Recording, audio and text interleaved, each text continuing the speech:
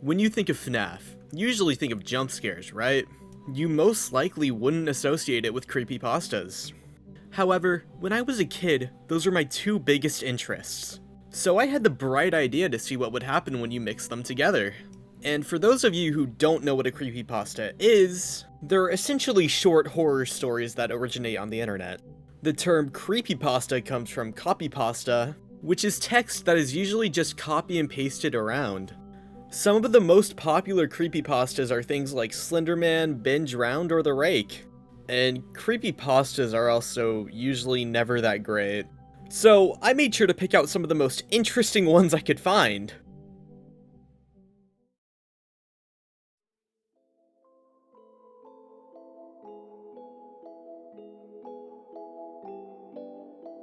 The year was 1987. Freddy Fazbears had reopened, and I decided to go. I was 12, so the animatronic shows were kinda dumb. The Balloon Boy kid was stupid, Kids Cove was only for little kids, but one area I liked. The Puppets area. He gave the prizes, nothing else. His area was not quiet, because it had a faint music box in the background that always calmed me down. The only downside to it was that the puppet was creepy. He had an odd smiling face and never said a word. He only laughed when he gave kids prizes. But back to what I was saying. It was a great place and had delicious pizza and fun games, but sadly, one time, I accidentally got locked in the pizzeria. I walked around trying to find a spare key or something to break the door with. I found a room labeled Parts and Services, and I knew old animatronic pieces were in there. They might break a door, I thought, as I opened it. It was dark. Luckily, I had a flashlight with me. I turned it on. I found a loose arm on an old Bonnie the Bunny model and ripped it right off, and I had trouble walking back to the exit. I stumbled into the puppet's area and the music box was playing. I found a key, so I threw the arm behind me, knowing that the key would be easier to use. The arm fell on the music box and it stopped playing. The puppet then rose out of his box and said, "Let's play," and ran after me. I was quicker, but only by a bit. I quickly unlocked the door, got outside, and locked it back up. I ran home crying, and as I got home, haunted by the nightmare that will forever stay in my mind, the memory of the puppet. It's me. I have no major issues with this one. I think that they definitely could have developed it more, but a lot of things are just not explained. It's never stated how they got locked in the pizzeria, it just says that it happens. It's not explained why the puppet would suddenly chase someone when it's never shown that behavior before, but overall, I have no massive complaints about this creepypasta, but I think it would have been so much better had they just explained the ideas they gave. I decided on a milder creepypasta for the first one, but the next few are insane. Also, from now on, I'm gonna be getting some of my friends to read these, so you don't have to hear me lose my mind for 20 minutes straight. You're welcome.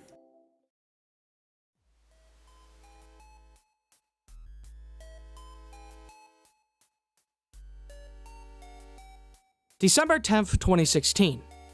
That day, I meeted with him. His name is Mike. I thought he was crazy. He was talking nonsense things until one day, I saw a video game called FNaF 4.5 on my computer. I thought it was a fan-made FNaF game, but I didn't find any information about the game. Because of that, I entered the game. The menu of the game was similar to Minecraft's menu. The game itself also seems like FNaF 4, but there was someone. It was like Sparky the dog, but it was Nightmare. In-game, we play as both a coward stupid brat and a night guard. The game was scary. I finished the game, and in the end, a face appeared.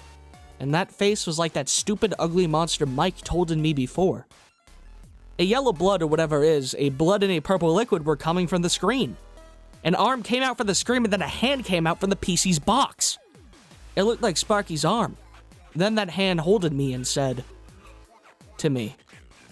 A friend of mine who knows Morse code translated it, and these password came out. VRL XOB Q null XFQLOE. Q null XFQLOE. I solved it, and the result was You are traitor. End. I'm like 90% sure this one's a joke, because if it isn't, this is the worst thing I've ever read. I refuse to believe that someone sat down and thought, yeah, this is scary.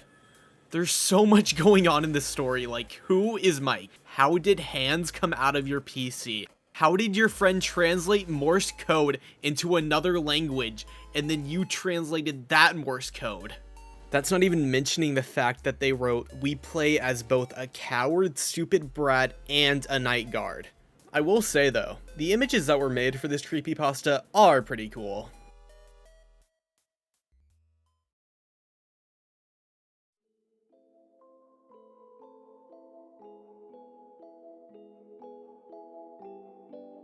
You probably know a horror game franchise called Five Nights at Freddy's, right? Well, there was rumored to be an unreleased game, which was claimed to be the first Five Nights at Freddy's game in the franchise back in 2013. It was believed that Scott wanted to make a real horror game, unlike the other ones, and like the other horror games like Slender, Amnesia, and Outlast, but then realized what mistake he made and stopped. The time I found the download and played it was on December 13th, 2014. While I was messing around with inspect elements on Scott's website, I decided to go to scottgames.com/offline.exe for some random reason, but when I pressed enter, a download appeared titled Five Nights at Freddy's 0. I was confused by why Scott would add a download in such a random link, but I was pretty proud of myself for being the first to discover it. When I clicked on it, it took me to a menu which was the same menu as Five Nights at Freddy's 1. But the version .0.31 was gone, and the Scott Cawthon 2014 and the title were replaced with Scott Cawthon 2013 and Five Nights at Freddy's 0? I hit new game. It didn't take me into an intro with a newspaper stating that Freddy Fazbears Pizza needs a night guard. In fact, it just skipped straight into the game. The security office didn't look very interesting. A gray blank wall with no posters, a hallway in the middle, and a table with the puppet plushie which seems withered, with a cracked mask, blood running from the eye holes, organs bursting from the chest. Then there was a phone call. Hello? Hello? Well, if you're hearing this, the chances are... Death will come for you! You made a poor career choice. Death will come for you? What kind of employee would say that? I decided to open the camera. I realized that there was only two cameras. Camera 08 and camera -6. I flipped to cam 08 to find that Golden Freddy was standing in what appeared to be a child's bedroom with a realistic baby in a crib behind him, crying. The strange thing about Golden Freddy is that his jaw was missing and he had bloodshot eyes. I switched to cam -6, which had no signal. I checked the hall light to find Golden Freddy, again with no jaw, but now with blank soulless eyes. I tried to close the door, finding out that the door button wouldn't work as it looked like blood was spilled on it. Of course it wouldn't work. Why would a door button covered in blood work anyways? I checked the hall light once more to see if Golden Freddy was gone. When I checked it, it went black for a second and then went back to normal, except that the door was absent and that the puppet's purple tears and lipstick were gone, as if they were washed off. I checked the cameras again. This time there was a new camera, camera 0. I checked cam 0, finding that it was non-8-bit recreation ending of FNaF 3, where a purple man gets killed inside of Springtrap, but not 3D rendered. In fact, it looked as if it had happened in real life. In fact, the ghosts of the 5 children looked like they were burnt alive. That was when I heard a scream. In fact, it sounded very realistic. I actually jumped out of my seat. I scrambled onto my feet and checked cam 08. When I checked it, something was different. The baby that was in the crib was absent, and Golden Freddy was soaked in blood.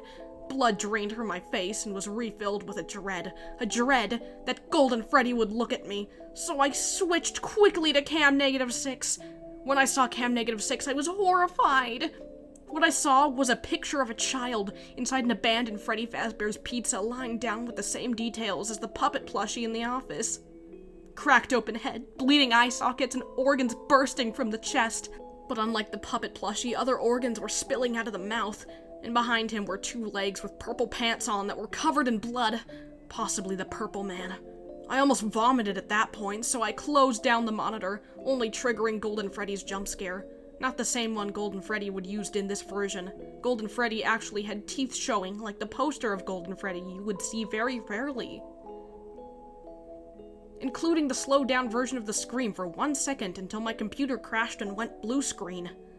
At that point, what I saw, from the corner of my eye, what looked like a bloody, jawless Golden Freddy. I quickly looked at where he was standing, but I saw nothing. I looked back at my computer screen, which was still on the BSOD.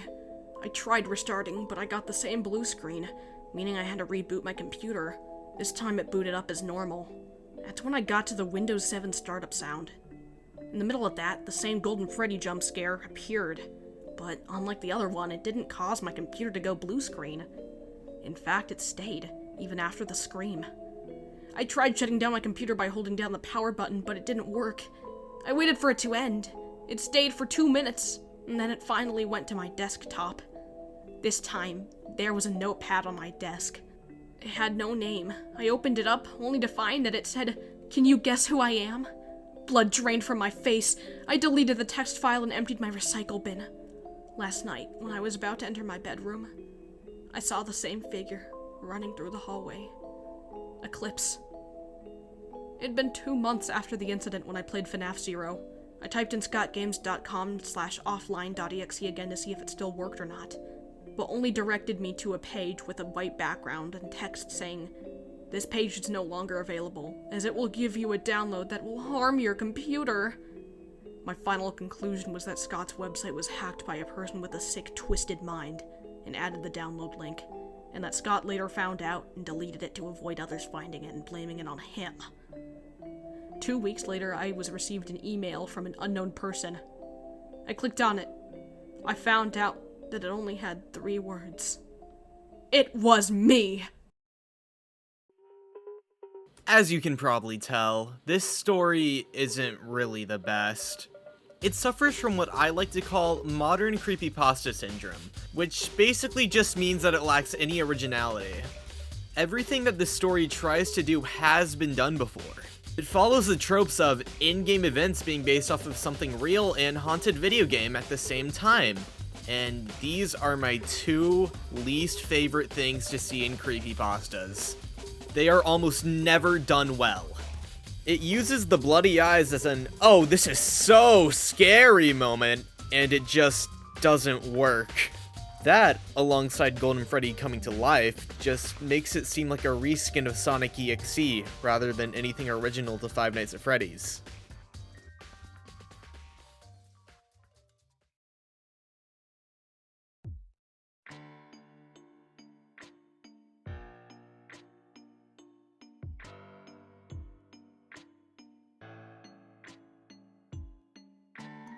I feel like Five Nights at Freddy's and Creepypasta are genres that should have collided more, considering that they have almost the exact same fanbase. Hell, the first game even feels like a creepypasta, so you'd really think there'd be more content than there is. And honestly, I want there to be. Even if they may not be the best, they're still fun to read. Now, that's all I really have to say on this, so subscribe if you want to see more,